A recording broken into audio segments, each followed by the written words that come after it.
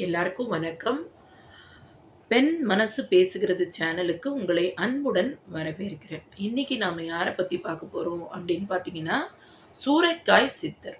இந்த சூரைக்காய் சித்தர் வந்து எங்க இருக்காரு அப்படின்னு பார்த்தீங்கன்னா, நாராயணவனம் அப்படின்ற இடத்துல அவருடைய ஜீவசமாதி இருக்கு. இவரு எப்ப பொறந்தாரு அப்படின்னு பார்த்தீங்கன்னா, 1700ல பொறந்து 1902ல அவர் வந்து ஜீவசமாதி அடைகிறார். இந்த சுரைக்காய் சித்தருக்கு வந்து அவர் போகாத இடமே இல்லையாம். திருப்பதியிலேருந்து சென்னை வரைக்கும் நடந்தே போயிட்டு நடந்தே வந்திருக்காராம். அவர் கால் படாத இடங்களே கிடையாதாம். அவர் வந்து எப்படி இருப்பாரு அப்படின்னு பார்த்தீங்கன்னா, அ தலப்பாக தலப்பாக கட்டி சில டைம் தெங்கல திருமண் போட்டிருப்பார். தெங்கல நாமத்த வந்து அவர் போட்டிருப்பார். சில டைம் வந்து பட்டை வந்து போட்டுட்டு அவரு பார்த்துருக்காங்க நெறைய பேர். அவர்கிட்ட வந்து என்ன ஒரு அற்புதம் அப்படின்னு பார்த்தீங்கன்னா, அவர் வந்து ஜீவகாருண்யம். ரொம்ப வந்து மிருகங்கள வந்து அவர் அவ்ளோ நேசிப்பாராம். அவர் கையில ஒரு தடியும், இன்னொரு கையில 2 நாய்கள். அத ஒரு கயர்ல கட்டி அப்படி புடிச்சிட்டு தான் போவாராம். அவர்கிட்ட மிருகங்கள்லாம் வந்து அவ்ளோ அட்ராக்ட் ஆவாங்களாம். அதே மாதிரி அவருடைய ஜீவ சமாதியில என்ன அற்புதங்கள் நடக்குது அப்படின்னு பார்த்தீங்கன்னா, யாருக்கெல்லாம் உடம்பு சரியில்ல, எந்த விதமான வியாதியா இருந்தாலும், அந்த வியாதிய அவரோட சமாதியில போயி, அங்க உட்கார்ந்து தியானம் பண்ணிட்டு வரச்சே, நிச்சயமா அது வந்து குணமடையுதாம். அதே மாதிரி யாருக்கெல்லாம் கல்யாணம் ஆகலையோ, அவர்கள் எல்லாம் அந்த தாத்தாவோட அவர் பேரே வந்து சூரைக்காய் சித்தர். அவர சூரைக்காய் தாத்தா அப்படின்னு சொல்லுவாங்களாம். அது ஏன் அந்த நேம் வந்ததுன்னு நான் உங்களுக்கு சொல்றேன். அவருடைய உண்மையான பெயர் வந்து ராமசாமி. ஆனா, அவருக்கு தீட்சை குடுத்தவரு மீனா அப்படின்ற ஒரு ஒருத்தர் தான் அவர் வந்து குடுத்திருக்காரு தீட்சைய.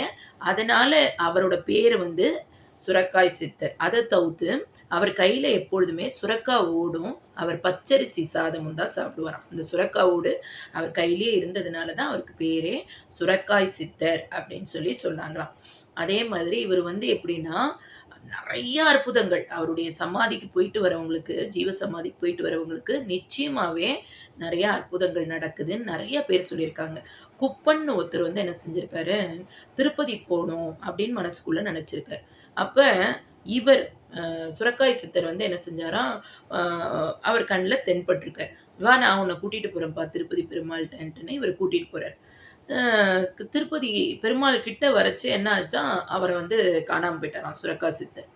ஐய்யயோ! வந்தாரே நம்ம கூட, அவர வந்து காணுமே அப்படின்னு சொல்லிட்டு, இவரு தேடு தேடுன்னு தேடுறாராம். பார்த்தா மக்கள் நடந்து வர இடத்துலேருந்து அப்படியே நடந்து வந்தாராம்.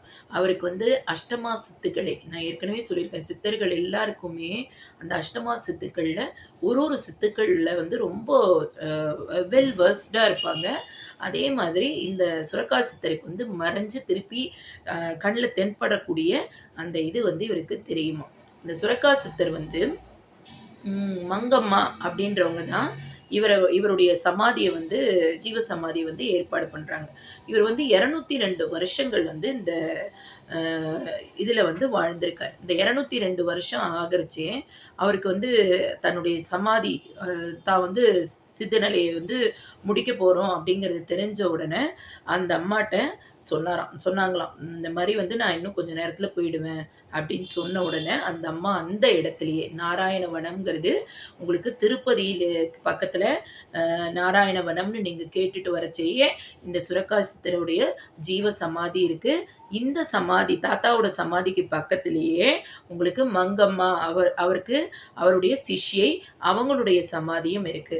இந்த தாத்தாவோட சித்தர், சுரக்காய் சித்தரோட சமாதிக்கு வரவங்களுக்கு நிச்சயமா என்னென்னலாம் கல்யாணம் ஆகாம ரொம்ப வருஷமா ஆணா இருந்தாலும் சரி, பெண்ணா இருந்தாலும் சரி, அவர மனசார வேண்டிக்கிட்டு, அந்த இடத்துல வந்து ஒரு சுரக்காய வந்து அவருக்கு இதுவா குடுக்கணுமாம். குடுத்தா நிச்சயமா என்ன ஆகும், உங்களுடைய கல்யாணம் ஆகாத அந்த தடைகள் வந்து நிச்சயமா நீங்குறதுன்ட்டுன்னு நெறைய பேர் சொல்லியிருக்காங்க.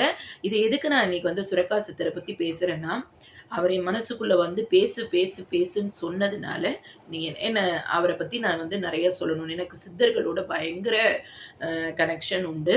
நெறைய சித்தர்கள வந்து என்னுடைய வாழ்நாள்ல உயிருள்ள சித்தர்களையும் பார்த்துருக்கேன். சித்துநிலை அடைந்தவர்களுடைய ஆசீர்வாதமும் உண்டு. அதனால இந்த சுரக்கா சித்தர் யாருக்கெல்லாம் கல்யாணம் ஆகலையோ, அவங்களுக்கெல்லாம் முடிஞ்சா இத வந்து கண்டிப்பா ஷேர் பண்ணுங்க. எனக்கு மானிட்டரைசேஷன் ஆகணுங்கிறதுக்காக நான் சொல்லல.